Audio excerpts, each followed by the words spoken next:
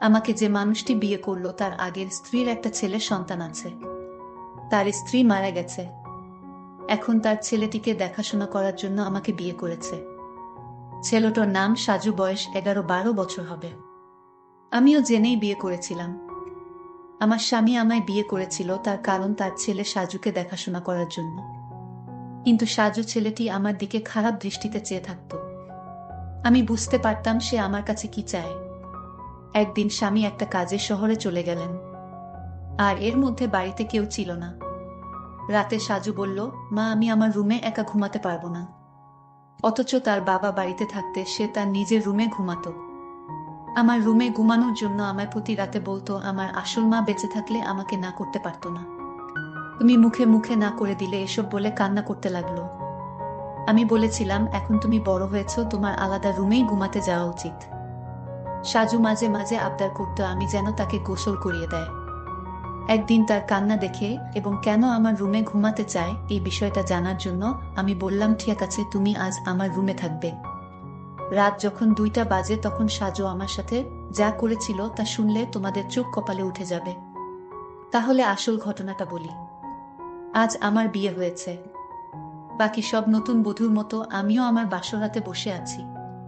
কিন্তু আজ আমার মনে নেই কোনো সংকোচ, নেই কোনো স্বপ্ন, আর নেই নতুন সংসার সাজানোর ইচ্ছা। কারণ আজ প্রথমবার নয় যে আমি এভাবে নতুন বধূ সেজে বসে আছি। এর আগেও ছিল এরকম একটি রাত যে কারো জন্য এভাবেই বসেছিলাম। আজ হয়তো সব একই রকম, শুধু মানুষটি বদলে গেছে। হঠাৎ দরজা থেকে কারো আসার আওয়াজ শুনলাম। সে আর কেউ নয়, আমার নতুন স্বামী শাহজাহান। আমি উঠে সালাম করলাম। শাহজাহান বলল, সালাম করা লাগবে না, বরং আপনি বিছানায় যেয়ে শুয়ে পড়ুন, আমিও সোফায় শুয়ে পড়ি। সালমা বলল, না না, আপনি বিছানায় ঘুমান, আমি সোফায় থাকতে পারবো। শাহজাহান বলল, দেখুন, আমরা দুজনের কেউই এ বিয়েটা মানি না।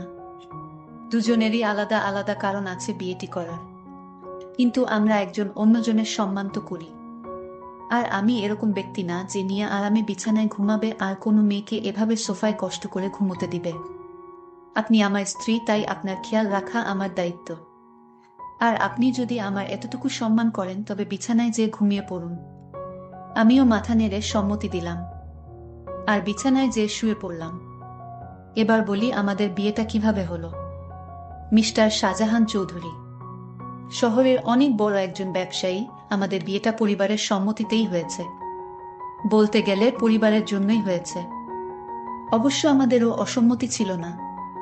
আজ আমরা দুজনে এক পবিত্র বন্ধনে আবদ্ধ, কিন্তু এ বন্ধনে কোনো মনের জায়গা নেই। কারণ আমাদের দুজনের মনেই যে অন্য কারো নাম আগে থেকেই লেখা। মানে দুইজনের মনই অন্য কারো মায়ায় জড়িত। অন্য কারো কাছে আমাদের মন বন্ধক রয়েছে। ভাবতেই চোখ দিয়ে এক ফোঁটা জল বয়ে গেল। বিয়েটা দুজনেই করেছি, কিন্তু এ বিয়েতে কোনো ভালোবাসা নেই, শুধু রয়েছে দায়িত্ব। তা নিয়ে আমাদের বিয়ের আগেই চুক্তি হয়েছিল। উনি আমার দায়িত্ব নিবে, আর আমি উনার পরিবারের আর উনার ছেলের।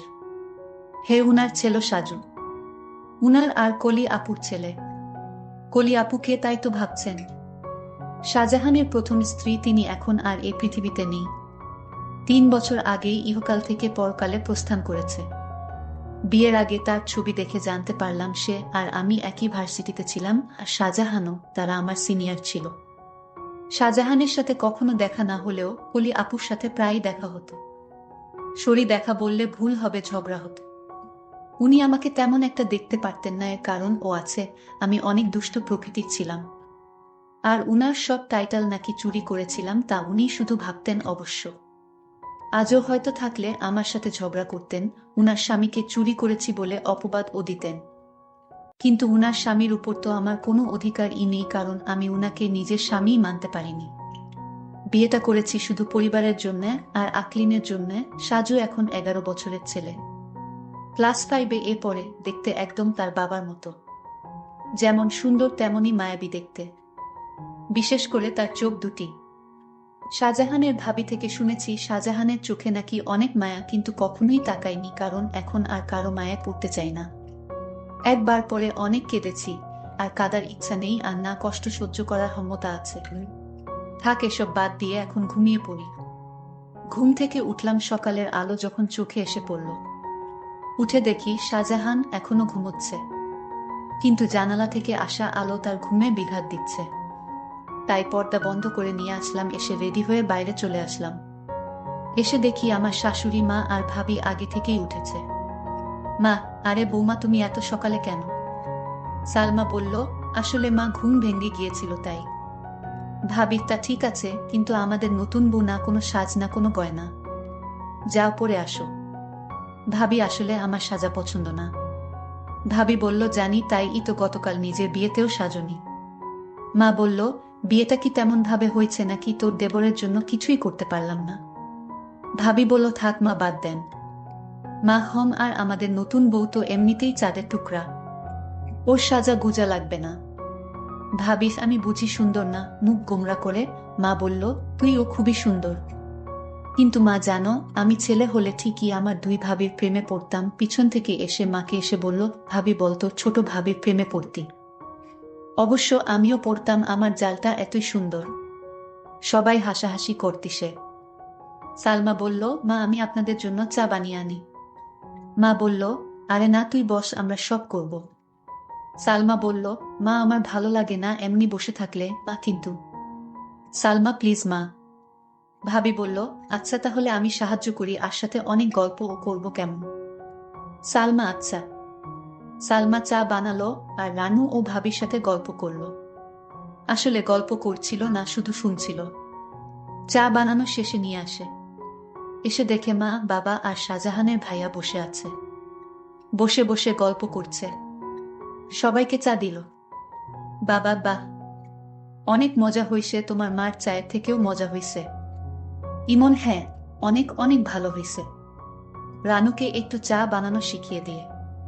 কি বানায় টেস্ট ই বুঝি না। রানু, কি এত বড় কথা, কাল থেকে 7 দিন তোমার চা বন্ধ? ইমন, নানা, আমি তো দুষ্টুমি করে বলছি। তুমি তো জানো আমি চা ছাড়া থাকতে পারি না। এভাবে সবাই চা খেয়ে নিলাম। তারপর আমি আমার স্বামীর রুমে গেলাম, গিয়ে দেখি অবাক কাণ্ড। শাহজাহানের ছেলে, অর্থাৎ আমার স্বামীর ছেলে তো আমারই ছেলে, সে তো বড় দুষ্টু হয়ে গেছে অল্প বয়সে। মনে হয় পেকে গেছে। গিয়ে দেখি একটা পুতুল হাতে নিয়ে বলছে, তুমি কবে আমার হবে মা? আমার কবে আমায় কাছে টেনে নিবে? আমি যে আর সইতে পারছি না মা। আমি অবাক হয়ে তার কথাগুলো শুনতে পেলাম। কোনো মাকে সে চাই, আর মার কাছে তার কিসের চাওয়া? আর তার মা তো বেঁচে নেই। তাহলে আমাকে নিয়ে কিছু বলছে নাকি? এত ছোট ছেলে এই বয়সেই পেকে গেছে। কি বলছে কিছুই বুঝতে পারছি না। কিছুদিন পর আমার স্বামী ব্যবসার কাছে বাহিরে গেলেন কিছুদিনের জন্য। সাজু ছেলেটি আমার দিকে সবসময় এক অদ্ভুত দৃষ্টিতে তাকিয়ে থাকে। মনে হয় তার চোখের ভিতর হাজারো পিপাসা। আমি হঠাৎ জিজ্ঞেস করলাম, এই সাজু, তুমি এভাবে আমার দিকে তাকিয়ে কি দেখছো? আমি আপনার চেহারাটা দেখছি, আপনার চেহারায় এতটাই মায়া যে আপনার চেহারায় আমি একটা অদ্ভুত জিনিস দেখতে পাই। আমি তো তার কথা শুনে অবাক, এতটুকু বাচ্চা ছেলে এসব কি বলে? হঠাৎ আমাকে জিজ্ঞেস করে ফেলল, আচ্ছা মা, তুমি বাবাকে কেন বিয়ে করলে? আমি বললাম, দেখো তুমি ছোট মানুষ, আর তাই তোমাকে দেখাশোনার জন্য তোমার বাবা আমাকে বিয়ে করেছে। সাজু ইদানিং দেখছি আমার দিকে অদ্ভুত দৃষ্টিতে তাকিয়ে থাকে। আমি যেখানে যাই সেখানে আমাকে ফলো করে। আমি গোসল করতে গেলাম। সাজু বলতেছে, মা, অনেক দিন হলো আমার মা আমাকে গোসল করিয়ে দেয় না, আমাকে ভাতও খাওয়াইয়া দেয় না। মা, তুমি তো আমার মা, যেহেতু আমার আগের মা মারা গেছে। এখন আমার মা হিসেবে আমার আব্বু তোমাকে বিয়ে করে এনেছে মায়ের শূন্যতা পূরণ করার জন্য। মা, আমাকে তোমার হাতে গোসল করিয়ে দাও। আমি বললাম, দেখো সাজু, তুমি যখন ছোট ছিলে তখন তোমার মা তোমাকে গোসল করিয়ে দিত।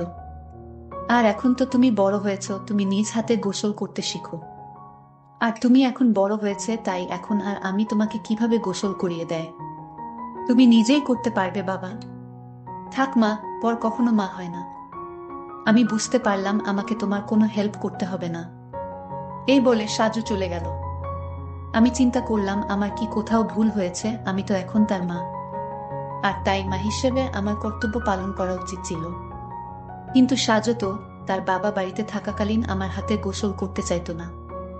আজ বাড়িতে তার বাবা নেই। আসলে কারণটা কি? বিষয়টা আমি কিছুই বুঝতে পারছি না। এসব ভাবতে ভাবতে রাতের রান্না শেষ করে আমার রুমে গিয়ে সাজুকে ডাক দিলাম। গিয়ে দেখি আমার একটা ছবি হাতে নিয়ে ছবিটির সাথে কি যেন বলছে, আর ছবিটির সাথে এক অদ্ভুত আচরণ করছে, আর বলছে আমার মনের আশাটুকু কবে পূরণ হবে মা। সাজু চোখের পানি ছেড়ে কান্না করছে আর বলছে। আমি ডাক দিলাম, সাজু তুমি কান্না করতেছো কেন, তোমার কি হয়েছে? কিছু হয়নি মা, আমি আসছি, তুমি যাও। আমি এক গভীর চিন্তায় পড়ে গেলাম।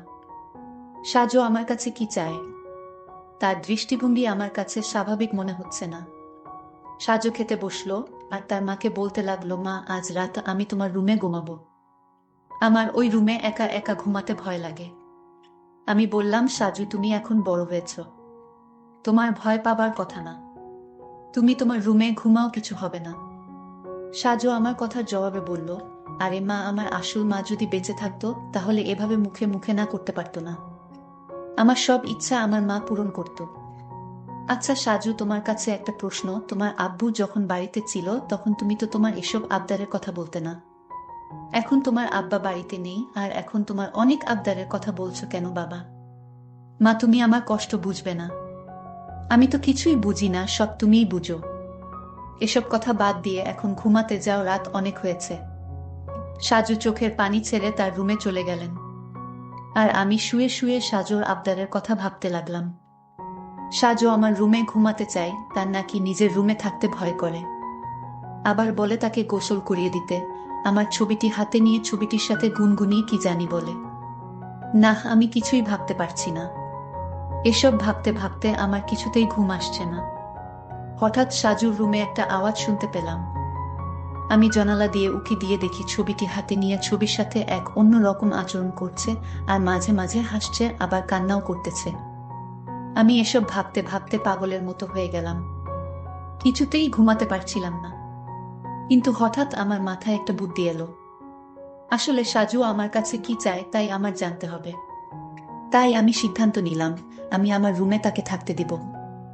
আর আমি ঘুমাবো না, ঘুমের ভান করে থাকবো। তাহলেই বুঝতে পারবো আসলে সাজু আমার কাছে কি চায়, তা স্পষ্ট হয়ে যাবে। তারপর দিন আমি সাজুকে বললাম, সাজু আজ তোমাকে আমার নিজের হাতে খাবার খাইয়ে দিব, তুমি খাবে না? না মা, আমি তোমার হাতের খাবার খাবো না, কারণ তুমি আমার আবদার পূরণ করো না। ঠিক আছে বাবা, তোমার সব কথা রাখবো, তুমি এবার আমার হাতে রান্না করা খাবার খেয়ে নাও। সত্যি বলছো মা? হুম সত্যি, 3 সত্যি।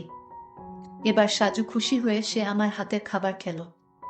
ঠিক আছে বাবা, তাহলে তোমার আজকে তোমার রুমে থাকতে হবে না, তুমি আমার রুমে ঘুমাবে, কারণ আমি এখন বুঝতে পারছি ওই বড় রুমে থাকতে তোমার ভয় লাগে, তাই না? হুম্মা, তাহলে তুমি আমার কষ্টটুকু বুঝতে পেরেছো না? তারপর সাজুর বাবার ফোন আসলো, সে ফোনে জানিয়ে দিল আমার আসতে আরো 2-4 দিন দেরি হবে। তুমি ছেলের প্রতি খেয়াল রেখো। আমি মনে মনে একটু খুশিই হইলাম, কারণ যদি আমার স্বামী এসে পড়তো তাহলে সাজু আমার কাছে কি চায় তা হাতে নাতে ধরতে পারতাম না। ভালোই হলো। তারপর রাতের খাবার খেয়ে সাজুকে ডাক দিলাম, সাজু তুমি আমার রুমে আসো, আজ তুমি আমার রুমে ঘুমাবে। শুধু আজ নয়, যতদিন তোমার বাবা আসবে না, ঠিক ততদিন পর্যন্ত, বুঝলে? লক্ষ্য করলাম সাজু অনেক খুশি হয়েছে। তারপর রাতে ডিনার করে আমি ঘুমের ভান করে শুয়ে রইলাম। এইদিকে সাজুও শুয়ে পড়ল। রাত যখন 3টা বাজে তখন দেখি সাজু ধীরে ধীরে বিছানা থেকে উঠে পড়ল।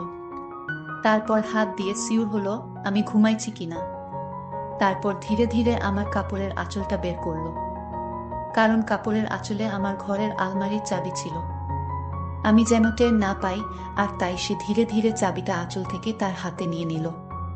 তারপর আলমারিতে থাকা তার মায়ের স্বর্ণ গহনা ছিল, আর আলমারিটা খুলে সকল স্বর্ণ অলংকার সে একটা শপিং ব্যাগে নিয়ে নিল। ব্যাগটি তার রুমে নিয়ে রেখে আসলো। তারপর আঁচলে চাবিটা বেঁধে রেখে দিল।